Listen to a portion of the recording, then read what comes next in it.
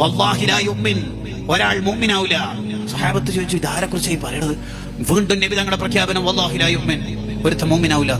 ഖാലു, സഹാബത്തിന്റെ ചോദ്യം, തങ്ങൾ ആരെ കുറിച്ചാ പറയണത് നബിയെ? അയൽവാസിക്ക് ഒരാൾ വരുമ്പോ തന്നെ ഭയങ്കര പേടി, അയാൾ മുഅ്മിനാവില്ല. നമ്മൾ വരുന്ന സമയത്ത് നമ്മുടെ വണ്ടി കണ്ടപ്പോ അയൽവാസിക്ക് പേടി, അല്ലാഹ് എന്തെങ്കിലും ചെയ്യോ പറയോ, ആചാരെന്തെങ്കിലും ചെയ്തേക്കോ. നമ്മളെ അയൽവാസിക്ക് പേടിയുണ്ടെങ്കിൽ നമ്മൾ മുഅ്മിനല്ല എന്ന് പ്രഖ്യാപിക്കുക ഹദീസ്. എങ്ങനെ? അയൽവാസികൾക്ക് മുഴുവനും, ചുറ്റുവട്ടത്തുള്ള റൂമുകാർക്കും റൂംമേറ്റ്സുകാർക്കും അയൽവാസികൾക്കും നമ്മെ എപ്പോഴാണോ നിർഭയത്വത്തോടു കൂടി കാണാൻ കഴിയുന്നത് അന്നാണ് നമ്മൾ മുഅ്മിനാവുന്നത്. ഈ ഹദീസിന്റെ വ്യാഖ്യാനത്തിൽ കാണാം, അയൽവാസിക്ക് നമ്മളെ പേടിയില്ലാതിരിക്കണം, അപ്പോഴാണ് മുഅ്മിനാവുക.